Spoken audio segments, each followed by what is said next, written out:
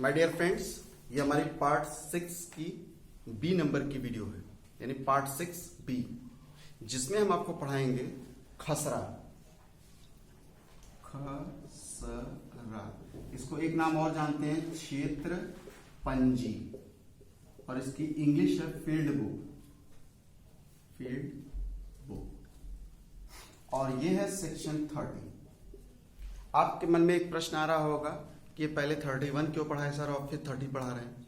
Actually मैंने जानबूझ के ऐसा किया क्योंकि उसकी कुछ इन्फॉर्मेशन, मतलब खतौनी यानी रिकॉर्ड ऑफ राइट की कुछ इन्फॉर्मेशन खसरा यानी फील्ड बुक में आती है, इसलिए मैंने सबसे पहले उसको पढ़ाया, अब इसको पढ़ा रहा हूं। जो फील्ड बुक होगी उसमें भी देखिएगा, ध्यान रखिएगा, पहले नंबर पे जो चार्ट होता है मैं आपको दिखा दे रहा हूं। ये चार्ट है आपका खसरे का, ठीक है, ये खसरा है आपका। ठीक, अब इस खसरे की अगर हम बात करते हैं तो इसमें सबसे पहला क्या होगा, गांव का नाम, जैसा कि खतौनी में भी आपने देखा विलेज का नाम, फिर परगना का नाम, फिर आपके तहसील का नाम, फिर आपके डिस्ट्रिक्ट यानी जनपद का नाम, और फिर फसली वर्ष। ठीक, फसली वर्ष मैंने आपको पिछले लेक्चर में बता दिया फसली वर्ष क्या है, तो फसली वर्ष हो जाएगा। अब इसके बाद इसमें कुल 21 कॉलम होते हैं। कितने कॉलम्स हो गए इसमें? 21 कॉलम्स, टोटल कॉलम नंबर 21। अब 21 कॉलम में इंफॉर्मेशन भरी जाएगी। तो सबसे पहले नंबर के कॉलम, सबसे पहला नंबर के कॉलम में आपको याद होगा कि अभी मैंने खतौनी पढ़ाया, रिकॉर्ड ऑफ राइट पढ़ाया। तो रिकॉर्ड ऑफ राइट में मैंने बताया था ना कि पहले नंबर पे खतौनी नंबर होता है। तो वो खतौनी नंबर जो खतौनी में नंबर 1 पे लिखा हुआ है वही खसरा में भी नंबर 1 पर आ जाएगा, यानी खसरा का पहला नंबर का जो कॉलम होगा हमारा, उसमें क्या भरा जाएगा? खतौनी नंबर। अब देखिएगा, उस खतौनी को मैंने पढ़ाया जब पार्ट 1A में 6A में, तो आपने देखा कि उसमें एरिया लिखा हुआ था कि उस खतौनी संख्या के अनुसार कितनी एरिया है। तो उसके बाद सेकंड नंबर के कॉलम में इसमें क्या होगा? एरिया होगा। फिर थर्ड नंबर के कॉलम में याद कीजिए, खतौनी में सर्वे नंबर था, गाटा संख्या। तो गाटा संख्या कौन सी थी? जो मैप पे थी, मैंने बताया था ना कि 131 और 132। तो थर्ड नंबर पे क्या हो जाएगा? गाटा संख्या। तो यानी फर्स्ट 3 कॉलम क्या हो गए? देखिए, एक तरह से खतौनी से ही उठाए गए, यानी रिकॉर्ड ऑफ राइट से उठाए गए, इसीलिए उसको मैंने पहले पढ़ाया था।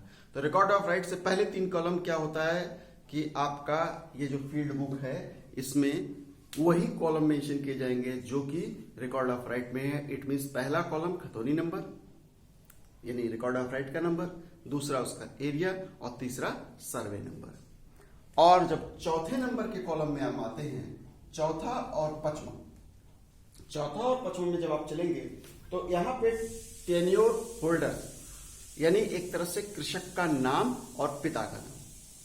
मान लीजिए किसी का खेत है राम सरोज का, तो राम सरोज बल्द सुरेश मोहल्ला, मान लीजिए आपका लोहता। तो एक तरह से क्या यहां पे लिखा जाएगा? चौथे नंबर के कॉलम में टेन्योर होल्डर्स के नाम, यानी कृषक का नाम, उसके पिता का नाम और पता आपका यहीं पे मेंशन हो जाएगा। ठीक है, उसके बाद दूसरे नंबर के कॉलम में अगर आप आएंगे, 4 के बाद 5 देखिए का कृषक भी कई प्रकार के हैं, टेन्योर होल्डर्स कई प्रकार के, आगे चैप्टर में हम पढ़ाएंगे। तो फिलहाल 2 नाम हम ले रहे हैं, एक आसामी है, एक सिकमी काश्तकार है। कि सिकमी काश्तकार मतलब सिकमी की इंग्लिश सिकमी ही होती है, काश्तकार टेन्योर होल्डर्स, ठीक है। आसामी की इंग्लिश आसामी ही है। जैसे हमने, हमारा खेत है, मैंने आपको जोतने बोने के लिए दे दिया, तो आप क्या कहलाओगे? आसामी कहलाओगे। सब इसी तरह से सब क्लॉज सब श्रेणी में सिकमी भी आता है। तो अगर कोई भी उस पर सिकमी काश्तकार है या आसामी है तो उसका जिक्र नाम किस में होगा? 5 में होगा। 5 में ये चीज हो जाएगी, ठीक है। फिर आते हैं, जब 5 ये डिसाइड कर दिया तो मैं 6 नंबर के कॉलम में जब पहुंचूंगा तो इसमें सिंचाई की सुविधा है, सिंचाई मतलब इरिगेशन, यानी इरिगेशन की फैसिलिटी है कि नहीं है, किस पर? इस जो खसरा है उसका जो खेत है उस पर कोई सिंचाई की सुविधा है या नहीं है, इसको मेंशन वो किस में कर देगा? 6 नंबर के कॉलम में। अब इसके बाद 6 नंबर के कॉलम के बाद हम 3-3 नंबर के कॉलम को अलग अलग करेंगे। यानी क्या हो जाएगा, 7, 8, 9 पहला ये हो गया हमारा, फिर 10, 11, 12 ये दूसरा कॉलम हो गया, फिर तीसरा 13, 14, 15 ये तीसरा कॉलम हो गया। देखिए 3-3 के स्लॉट पे मैंने बांट दिया है। एक्चुअली 3 फसली, एक साल में हमारे पास 3 फसलें आती हैं, खरीफ, रबी, जायद। तो पहला नंबर पे क्या हो जाएगा, खरीफ, खरीफ, खरीफ। दूसरा क्या हो जाएगा, रबी। तीसरा क्या हो जाएगा, जायद। तो यहां पे पहले नंबर के कॉलम में 3 है, तो पहले पे वो लिखेगा, जैसे 7वें नंबर का कॉलम में उसने लिख दिया फसल के प्रकार। दूसरे नंबर पे कॉलम पे लिख दिया कि सिंचित क्षेत्र, मतलब एग्रीगेटेड क्षेत्र, एरिया है कि नहीं, इरिगेशन की फैसिलिटी है या नहीं है। चौथे में नॉन इरिगेशन, मतलब कि सिंचाई की सुविधा नहीं है, असिंचित क्षेत्र। तो क्या लिखेगा, पहले पे फसल, दूसरे पे क्या लिखेगा, सिंचित, या अगर मतलब सिंचाई की सुविधा है तो सिंचित लिख देगा। अगले नंबर 9 नंबर के कॉलम में अगर सिंचाई की सुविधा नहीं है तो क्या लिख देगा, असिंचित। तो ये रबी खरीफ हो गया। जायद में भी यही करेगा, पहले 10 नंबर के कॉलम में जाकर फसल के प्रकार लिख देगा, 11 में लिख देगा सिंचित है तो सिंचित लिखेगा, और अगर सिंचित नहीं है असिंचित है तो 12 में लिख देगा। फिर जायज के टाइम में जाएगा, क्या जाएगा, क्रॉप के नाम लिखेगा, फिर क्या लिखेगा, सिंचित, फिर क्या लिखेगा, असिंचित। अब देखिएगा एक तरह से ये तो मेंशन कौन करेगा, जाके लेखपाल। तो लेखपाल जाके क्या करेगा, लेखपाल जाएगा अपने हलके में, यानी अपने एरिया में जहां पे उसको जुडिक्शन मिली हुई है, वहां पे जाकर इस चीज को देखेगा। अब जैसे मान लीजिए गेहूं बोया है तो लिख देगा गेहूं, चना बोया है तो लिख देगा चना, अगर मटर बोया है तो लिख देगा मटर, सरसों बोया है तो सरसों, धान है तो धान।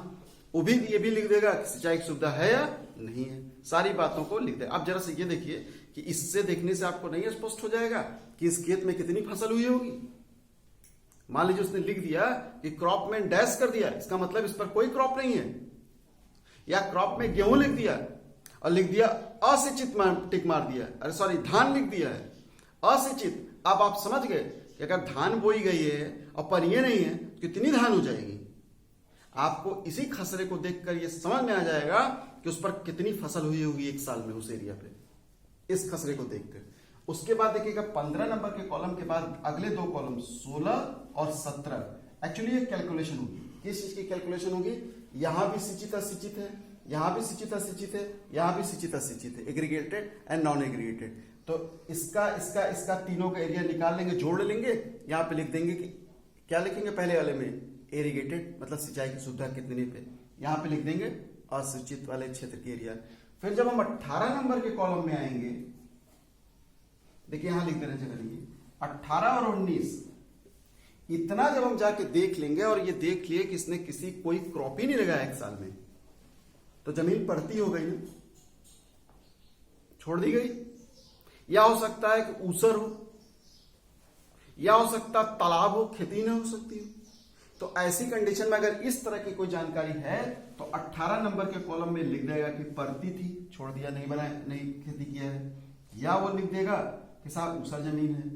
और फिर ये 18 नंबर के कॉलम में जितना जिक्र है 19 नंबर के कॉलम में उसकी एरिया लिखी होगी कि इतने नंबर, 18 नंबर में लिख दिया कि परती है, फिर 19 नंबर कॉलम लिखेगा कितनी क्षेत्रफल परती छोड़ा उसने। जैसे मान लीजिए यहाँ पे उसने लिखा, यहाँ आपने देखिए क्षेत्रफल लिखा हुआ है ना, कहाँ पे एरिया लिखा है, डाटा संख्या। अब डाटा संख्या में आपको पता है, खतौनी देख के हम पकड़ लेंगे कितना एरिया है।